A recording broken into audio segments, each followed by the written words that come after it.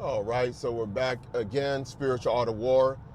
This time we're discussing the Zion Williamson situation.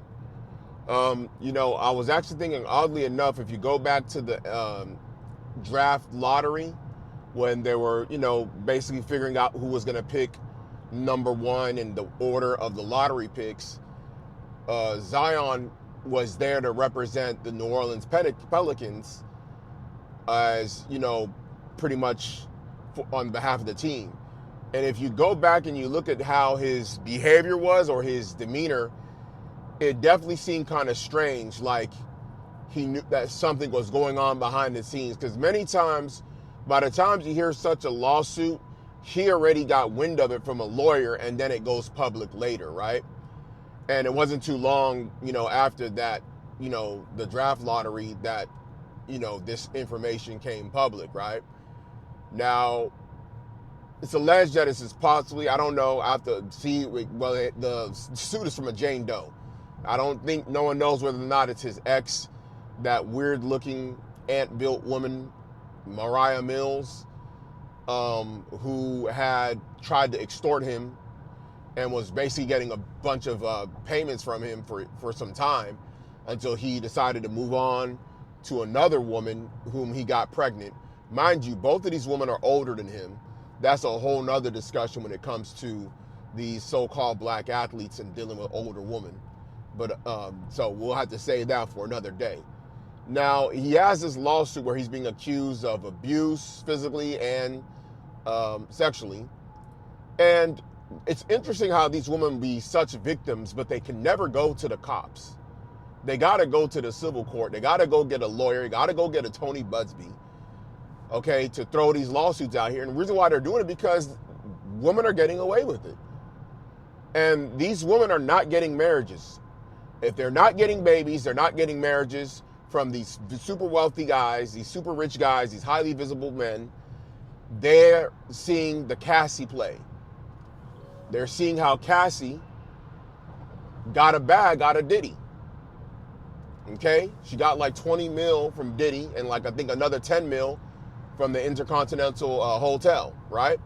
So we're seeing that these women are running a different play. Now, this play is being ran on, rich, highly visible men, but you better believe that other men are seeing this and they're going to have to make adjustments. And if it gets to the point where multiple athletes in these professional leagues start having these type of lawsuits come at them, because we already saw what happened with Deshaun Watson, and he hasn't been the same since. I mean, he was like a top 3 QB. Of course, they ended up losing in that AFC, I believe it was the AFC Championship game. That was in 2020 against Kansas City. And he hasn't been the same since, because after that season was over, then came that whole Tony Budsby massage lawsuit thing where all these women came out and said that they were victims. And those women got their own little bag. And he had to stay out, suspended. He ended up signing with Cleveland, got a major bag out of them, but he hasn't been the same since as a player. Now he's injured. I think he has an Achilles injury. He's going to be pretty much out for the season. And they got all these other quarterbacks, including Shedeur Sanders, vying for his position. Now, good thing for him is guaranteed Skrilla, so he's not going to be bad in a financial sense. He just may not come back as a starting QB. He may just end up becoming a backup QB for the rest of his career, or at least for the foreseeable future. Now, when you look at the guy like Zion, a lot of these younger guys, they move very goofy, but let me actually put things in proper perspective. The reason why a lot of these young players are moving goofier than in time past is because of social media giving them access to these women that they wouldn't have had otherwise. You got to think about it, right? When you had the likes of let's look at like one and done players and guys that were high school straight to the pros back in the day. You had, outside of like your Sean Kemp, who basically like got, had a whole bunch of baby mamas. when you go later on and you start going into like your Jermaine O'Neals and your Kevin Garnett's and your Kobe Bryant's, they didn't have access to they didn't have social media back then. So if you met a chick, it was going to be usually a local chick from your city or a woman that you met at an event. Okay? And I mean, that's basically what happened even with Kobe, because Kobe met Vanessa, I believe it was at a music video shoot. I think it was Snoop Dogg's East Siders. In fact, she's in that video, the East Siders, Snoop Dogg's group from Long Beach. The song is called G'd Up. She's actually in the Impala. She's like fresh out of high school, I think, if I'm not mistaken, during that time. And that was around the time that Kobe met her, and they ended up dating, and they got married, right? So legally married. If some of you guys, if you know about what marriage really is. It's not a piece of paper. So those guys didn't get the same type of temptations that the guys today have.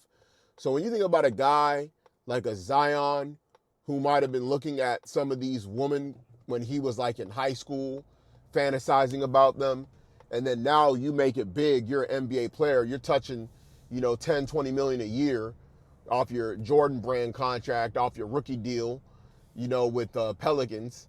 And now you got some money to throw around. You got a way to impress these women that you've been fantasizing about, and they're within reach. They're a DM away. And now these women are fantasizing about being, they want to be Savannah James, but they ain't. They just 304s, but they want to be Savannah James. Right? Or they, at the bare minimum, they want to be, you know what I'm saying? They want to be the NBA player baby mama, like 50 said, have a baby by me, baby, be a millionaire, right? So these women, they have these ideas of trapping a ball player, and sometimes these ball players are more elusive than they think, and the box ain't hitting, okay? It ain't it ain't hitting like they thought it would. They thought they were going to put it on the man, and he was going to be, addicted like Pookie. And when they see that this guy is able to just, replace her so fast, and then she didn't get what she thought she was going to get out of it, now she's upset. And when she, a woman that's scorned in this society has a lot of soft power plays that they can pull through the legal system. And then the Jezebel witch coven is going to be on their side. They're gonna side with them regardless. These women are gonna side with any witch that's complaining that a man did her wrong. You know what I'm saying? Even when evidence is presented to the contrary. So they're gonna get the society on their side. They're gonna get social media, the public. Basically, the public is gonna be on their side, and they're gonna get the sympathy, and it's gonna be easy in public to just say that she had to been done dirty and he did those things. They'll say a big old 6'6", 275 pound, monster in Zion, put hands on her and, abuse her and this, that, and other. I'm like, dude, a guy like that will hurt the average man just him running into us. Him running into an average man on the court is gonna hurt you, bro. Like, you'll be in the hospital if he hits you in a certain vulnerable spot. Hit you in the rib, the kidney, you out of there, Jack. But these women will tell you about how these big muscle-bound dudes, super athlete guys is smacking them around. You know what I'm saying? But they still standing. You know what I'm saying? So you see what it is, man. And I think that the NBA is gonna pay good attention to this, because at the end of the day, the NBA is a business, and their business assets are their players.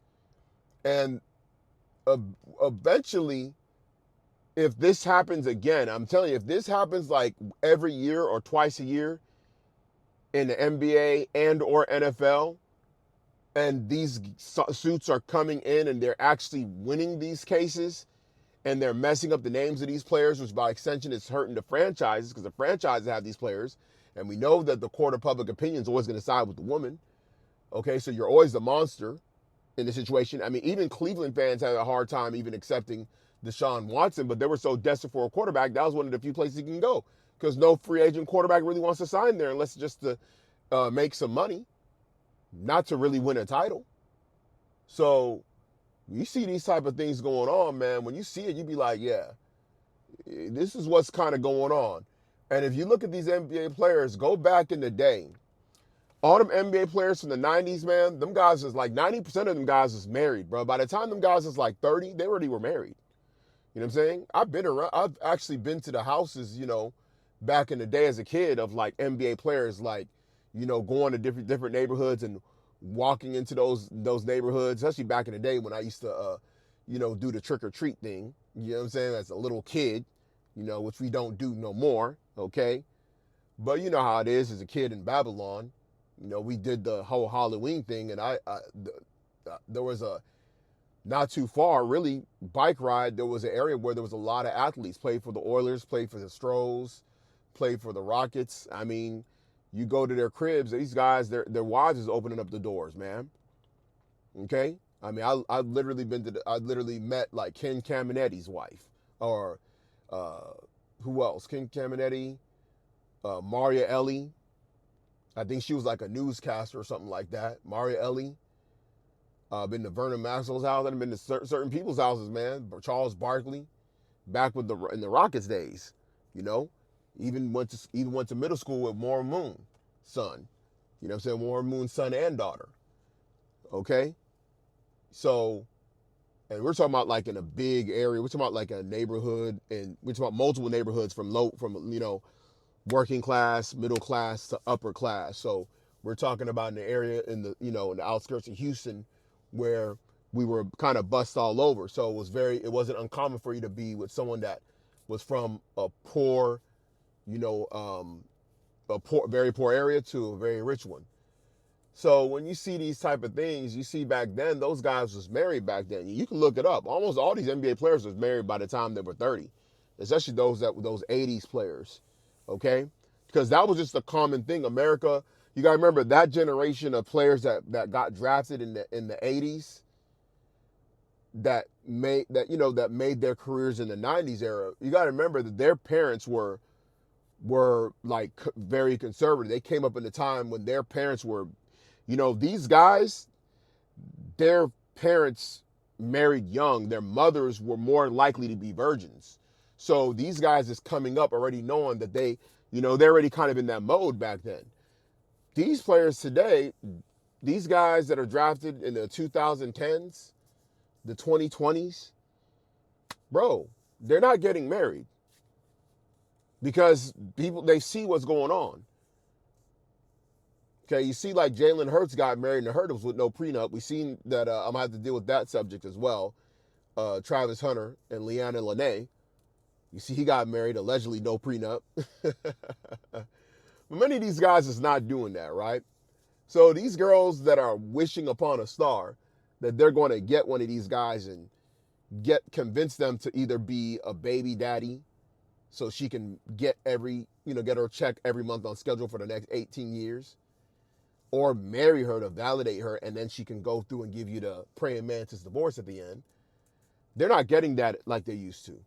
So when a woman gets so close to the goal of being able to capture that big fish, okay, to take down the precious life, and it eludes her, she gets very upset.